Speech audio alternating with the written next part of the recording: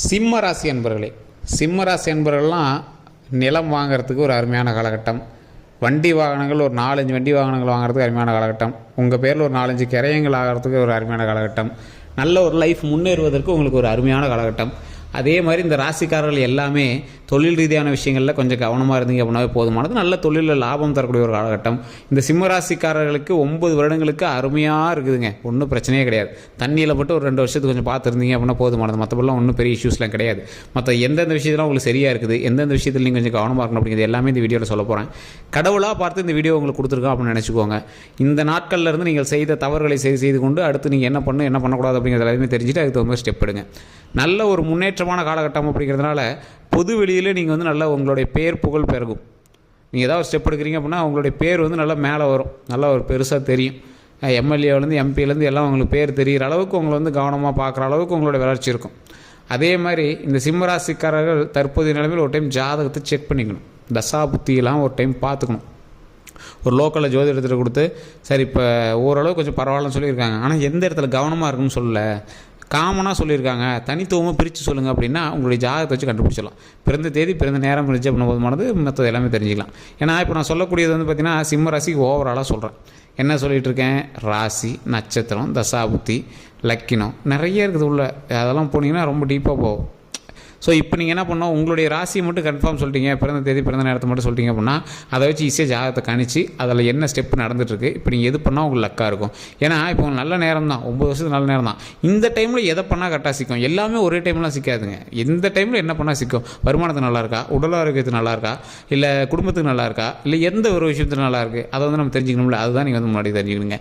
இந்த ராசிக்காரர்களுக்கு தற்போதைய நிலைமையில் நீங்கள் நடுநிலைமையில் நிற்கிறீங்க. கடவுளினுடைய ஆசீர்வாதம் கண்டிப்பாக கிடைக்கும். அப்போ நீங்கள் என்ன பண்ணணும், கண்டிப்பாக ஒரு டைம் ஜாதகத்தை செக் பண்ணணும். உங்களால் லோக்கலில் பார்க்க முடியல சார் அப்படின்னா கீழே ஒரு டிஸ்கிரிப்ஷனில் ஒரு ஜோதிட நம்பர் கொடுத்துருக்கேன். அப்படி இல்லையா நீங்கள் ஃபேஸ்புக்கில் பார்த்துருக்கீங்க அப்படின்னா ஸ்க்ரீனில் நம்பர் இருக்கும், நீங்கள் அதன் மூலமாகவும் தெரிஞ்சுக்கலாம்.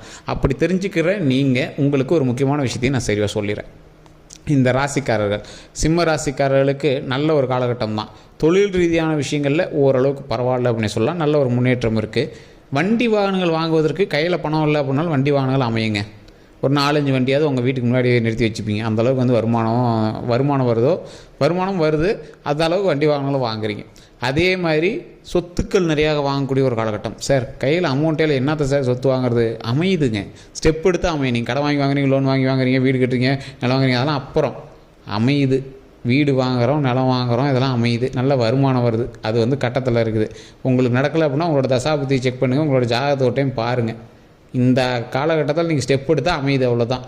சார் உங்கள் கையில் ₹1 இருக்காது, வீடு கட்டணுன்னு போய் நிற்பீங்க. அந்த இடத்துல திடீர்னு எவனோ ஒருத்தர் காசு கொடுப்பான், திடீர்னு வர வேண்டிய அமௌண்ட் வரும், ரொம்ப நாளாக வராமல் இருக்கிற அமௌண்ட் உங்கள் கைக்கு வரும். ஸோ இந்த மாதிரி விஷயங்கள்லாம் நடந்துச்சு அப்படின்னா தான் வீடு கட்டுற யோகம் நடத்துங்க. அப்போ போய் ஆட்டோமேட்டிக்காக நீங்கள் வீடு கட்டுவீங்க.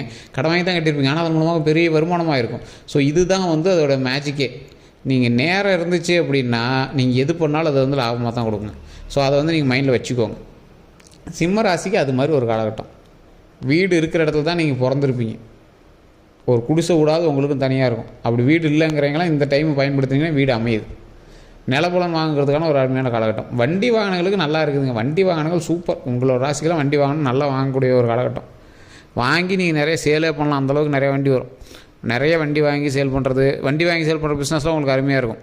அதேமாதிரி வண்டி வாகனங்கள் உங்களுடைய சொகுசு கார்கள், சொகுசு வாகனங்கள் அந்த மாதிரிலாம் வாங்குறதுக்கான காலகட்டம். ஒரு ஸ்கூட்டியாவது வாங்குவீங்க சார், நீங்கள் கவலைப்படுங்க. உங்களோட கட்டமே கொஞ்சம் டவுனாக இருக்குது அப்படின்னாலும் ஒரு ஸ்கூட்டியாவது வாங்கி. ஆனால் கட்டம் வலுவாக இருந்துச்சு அப்படின்னா எல்லா வகையான வண்டி வாங்குறதுக்கான காலகட்டம். ஸோ இந்த ராசிக்காரர்கள் தொழில் செய்து முன்னேறுவதற்கு எந்தெந்த ஸ்டெப்லாம் இப்போ நீங்கள் எடுத்து வைக்கிறீங்களோ அந்த ஸ்டெப்பு எல்லாமே உங்களை ஃப்யூச்சரை உயர்த்துதுங்க. இந்த 9 வருஷம் நீங்கள் வைக்கக்கூடிய ஸ்டெப்பு அடுத்த மீதி நாட்கள்லாம் ஜாலியாக செலவு பண்ணிவிட்டு ஜாலியாக இருக்கிறதுக்கான ஒரு பதிலடி ஸ்டெப்புன்னு சொல்லலாம். இந்த ராசிக்காரர்கள் தாய் தந்தையருக்கு நல்ல ஒரு உறுதுணையாக இருப்பாங்க. தாய் தந்தையரை நல்லா பார்த்துவாங்க. தாத்தன் பாட்டிலாம் அருமையாக பார்த்துவாங்க. 2 பக்கம் இருக்கக்கூடிய தாத்தா பாட்டி அருமையாக பார்த்துவாங்க. 2 பக்கம் இருக்க தாத்தா பாட்டிக்கும் அருமையான ஒரு காலகட்டம். இந்த தாய் தந்தையருக்கும் இவங்களுடைய மாமன் அத்தை இவங்களாம் இருக்காங்கன்னா அவங்களுக்கு எல்லாத்துக்குமே சூப்பர். அதே மாதிரி பாட்டி சம்மந்தப்பட்டவங்களுக்கு மட்டும் சின்ன சின்ன உடல் உபாதைகள் கொஞ்சம் கொஞ்சம் கொடுத்துட்டே இருக்கும். மற்றபடி ஒன்றும் பெரிய இஷ்யூஸ்லாம் இல்லை. இவர்களுடைய இந்த சிம்ம ராசியினுடைய தாத்தாக்களுக்கு நீண்ட ஆயுட்கள் உண்டு, பாட்டிகளுக்கும் நீண்ட ஆயுட்கள் உண்டு. ஆனால் உடல் ஆரோக்கியம் கொஞ்சம் பார்த்துக்கணும். இவங்களுடைய தாய் தந்தையர் சிம்ம ராசியினுடைய தாய் தந்தையருக்கும் நீண்ட ஆயுட்கள் உண்டு, நீண்ட ஆயுள் இருக்குது, கவலைப்பட தேவையில்லை. தொழில் ரீதியான வருமானம் சூப்பராக இருக்கும். இப்போ குழந்தையா இருக்கார் சிம்மராசி, ஓரளவு ஸ்கூல் படிச்சிருக்காரு, காலேஜ் படிச்சிருக்காரு, இவருக்கும் சரி இவங்களுடைய ஃபேமிலிக்கும் சரி நல்ல வருமானம் இருக்கும். சார் இவர் இருக்கிற இடத்துல வருமானம் இருக்கும், செல்வம் பெருகும். அந்த அமௌண்ட்டை வச்சு இவரும் ஜாலியாக இருப்பார்னு வச்சுக்கோங்களேன். இப்போ தாய் தந்தையருக்கு வருமானம் வருது, இவர் ஜாலியாக இருக்கார், அது ஒரு வருமானம். இவருக்கே ஒரு வருமானம் வருது, அவர் ஜாலியாக இருக்கார், அது ஒரு வருமானம். இந்த மாதிரி ஏதோ ஒரு வகையான வருமானங்கள் அவரை வந்து சந்தோஷப்படுத்துகிறது அப்படின்னு தான் சொல்லணுங்க. இந்த தொழில் ரீதியான விஷயத்தில் இந்த ராசிக்காரர்கள் ஒரு ஸ்டெப் எடுக்கிறீங்க அப்படின்னா கொஞ்சம் பொறுமையாக கையாளுவது ரொம்பவே அவசியம். சிம்ம ராசிக்காரர்களுக்கு கோபம் வரும், தேவையில்லாமல் கோபம் வரும். ஏதோ ஒன்று பேசிகிட்டு இருப்பார், நல்லா பேசிகிட்டு இருப்பார், ஜாலியாக பேசிடுவார், திடீர்னு கோபம் வந்து பேசுவார். இந்த சிம்மராசிக்காரங்க நல்லா அப்படியே ஒரு இடத்துல நல்லா யோசித்து செயல்பட்டு இருப்பாங்க. திடீர்னு அவர் பிடிக்காதே பார்த்துக்கலாம் அப்புறம் பார்த்துக்கலாம் அப்படிங்கிற மாதிரி பண்ணுவாங்க. ஒரு ஸ்டெப் எடுத்து போயிட்டே இருப்பீங்க, திடீர்னு மனசுக்கு ஒரு மாதிரி தோணும், திடீர்னு அது என்ன பண்ணலான்னு யோசிப்பீங்க, வேண்டாமா வேணுமா அப்படிங்கலாம் யோசிப்பீங்க. அப்போ யாராவது உங்களுக்கு வந்து கேன்வாஷ் பண்ணி விடணும், அப்போ தான் நீங்கள் வந்து சரியாவீங்க. இந்த மாதிரி விஷயங்கள்லாம் நிறையாவே நடந்துருக்குதுங்க. இந்த ராசிக்காரங்க எப்போவுமே நான் சொல்கிறேன், சிம்ம ராசி அப்படின்னா ஒரு கோவக்கார ராசி அப்படின்னு சொல்லுவாங்க. நீங்கள் ஒரு குழந்தை மாதிரி ராசி. குழந்தைக்கு திடீர்னு என்ன பிடிக்குது பிடிக்காதுன்னு தெரியாது, அதுக்கு தகுந்த மாதிரி தான் நம்ம வந்து செயல்படுத்தணும். அந்த மாதிரி தான். ஸோ நீங்கள் வந்து கடவுள் மீது சில நேரம் கோவப்படக்கூடிய ஒரு ராசி சிம்ம ராசி. திடீர்னு கடவுள் மேலே கோவப்படுவாங்க. ஏன்னா அது குழந்தை, அதுக்கு ஒன்றும் தெரியாது, கடவுள் எதுக்காக அது பண்ணியிருக்கா அப்படின்னு தெரியாது. அதை கொஞ்ச நாள் கழித்து தான் தெரியும், ஓ இதுக்கு தான் அது பண்ணாலுச்சா அப்படின்னு. இந்த சிம்ம ராசிக்காரர்கள் அவர்களுடைய ரொம்ப ஒரு க்ளோஸ் ஃப்ரெண்டு சர்க்கிள்லாம் இருக்காங்கல்ல, ஸோ அவங்ககிட்டலாம் சின்ன சின்ன இழப்புகளை சந்திச்சிருப்பாங்க. சின்ன சின்ன க்ளோஸ் ஃப்ரெண்டே இவங்க வந்து இறந்துருப்பாங்க. அதே மாதிரி இந்த சிம்ம ராசிக்காரர்களுடைய சகோதர சகோதரிகளுக்கு கொஞ்சம் பார்த்துருக்கணும். சிம்ம ராசிக்கு சகோதர சகோதரி அவங்க வந்து கொஞ்சம் பார்த்துருக்க வேண்டிய ஒரு காலகட்டம், கொஞ்சம் எச்சரிக்கையாக இருக்கணும் அப்படிங்கிறதே சொல்லலாம். இது ஒரு சிங்கமுகம்.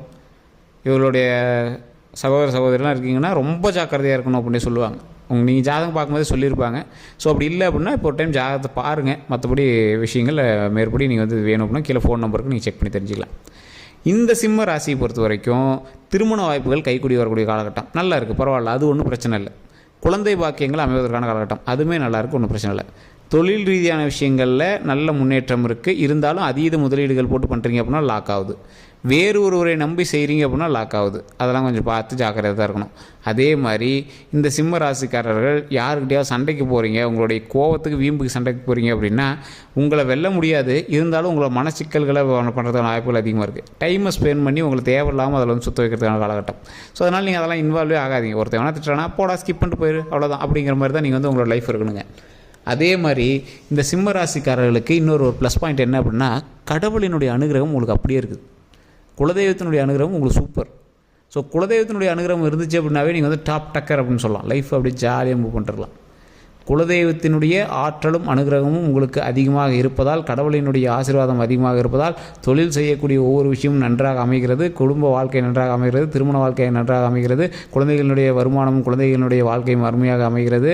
நல்ல குழந்தையினுடைய தேவைகள் இருக்குங்க. அதாவது குழந்தை வேணும் அப்படிங்கிறவங்களாம் நல்ல குழந்தை பாக்கியம் கிடைக்கிறதுக்கான வாய்ப்புகளும் அருமையாக அமையுதுங்க.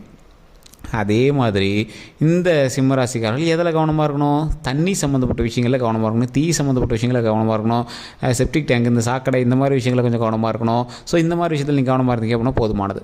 தேவையில்லாமல் போய் ஆற்றுல குளிக்கிறது, தண்ணி வந்துருக்கு சார், மழை பெய்யுது சார், அதனால் கரண்ட் கடையில் நிற்கிறேன் சார், ஒயர் கடையில் நிற்கிறேன் சார், அதெல்லாம் கொஞ்சம் ஜாக்கிரதையாக இருக்கணும். தண்ணி குடிக்கிறது, ஸ்டெண்ட் பண்ணுறது, வண்டி ஓட்டிகிட்டே தண்ணி குடிக்கிறது, இந்த மாதிரி விஷயத்தில் கொஞ்சம் ஜாக்கிரதையாக இருக்கணும். தண்ணி எதெல்லாம் இன்வால்வ் ஆகுதோ அந்த விஷயத்தில் நீங்கள் கவனமாக இருந்தே ஆகணும். கடலில் போய் குதிக்கிறேன்னு போகிறதெல்லாம் அதை ஸ்டாப் பண்ணுங்கள். இந்த ஸ்டெண்ட் பண்ணுறது, தண்ணியில் உள்நீச்சல் அடிக்கிறது, இதெல்லாம் தேவையில்லாத விஷயங்கள், இதெல்லாம் பண்ணவே கூடாது.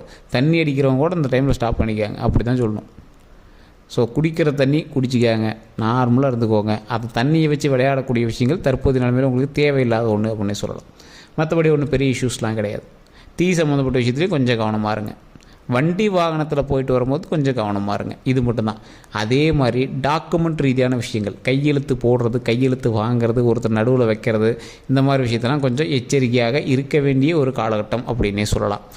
தொழில்கள் முன்னேறுவதற்கு இது ஒரு முன்கூட்டியே வழிகாட்டியாகவும் அமையும்.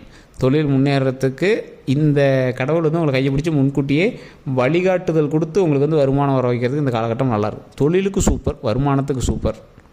தேவையில்லாத சண்டை சச்சரவுகள் இருக்குது அப்படின்னா அதுக்கு நீங்கள் ஸ்கிப் பண்ணி வைக்கணும், கொஞ்சம் பார்த்து இருந்துக்கணும். தொழிலை மட்டும் நல்லா பார்த்துட்டு அதில் வருமானத்தை எடுத்து ஜாலியாக இருந்துக்கணும். அதே மாதிரி முன்னாடி சொன்னது தான், சின்ன சின்ன விஷயங்கள் எல்லாமே நான் சொல்லியிருந்தேன்ல, அது எல்லாமே நீங்கள் பார்த்துருப்பீங்க. அதற்கு தகுந்தாற் போல் உங்களோட செயல்பாடுகள் நடத்துங்க. தேவையில்லாத வார்த்தைகளை விட்டு சண்டைகளை பெருசு பண்ணக்கூடாது. குடும்பத்தில் கொஞ்சம் கவனத்தை செலுத்தணும். கொஞ்சம் பார்த்து பக்குவமான வார்த்தைகளை பயன்படுத்தணும். பல் சம்மந்தப்பட்ட விஷயத்தில் சின்ன சின்ன விஷயங்கள் உங்களுக்கு வந்து ஏற்பட்டிருக்கும். அதை க்ளீன் பண்ணுறதோ இல்லை ஏதாவது ஒரு சின்ன சின்ன விஷயங்கள் இருக்கும். அதெல்லாம் பெரிய இஷ்யூஸ் கிடையாது. அது சரியாயிரும் ஆட்டோமேட்டிக்காக. மற்றபடி நீங்கள் வந்து பயந்துக்கு தேவையில்லை. பல்ல க்ளீனாவது பண்ணியிருப்பீங்க டாக்டர்கிட்ட போய். அந்தளவுக்கு தான் சின்ன சின்ன விஷயங்கள். அதெல்லாம் ஒன்றும் பெரிய இஷ்யூஸாக இருக்காது. இந்த டைம் உங்களுக்கு அந்த மாதிரி டைம்னு சொல்கிறேன். மற்றபடி ஒன்றும் பிரச்சனைலாம் கிடையாது. நல்லா இருக்குங்க. வேறு ஏதாவது தகவல் வேணும் அப்படின்னா டிஸ்கிரிப்ஷனில் ஃபோன் நம்பர் இருக்குது, ஸ்க்ரீனில் நம்பர் இருக்குது, ஃபேஸ்புக்கில் மேலே வாட்ஸ்அப் லிங்க் கூட இருக்குது. வேணும் அப்படின்னா நீங்கள் வந்து ஜாயின் பண்ணிக்கோங்க. எல்லாருக்கும் நன்றி நண்பர்களே.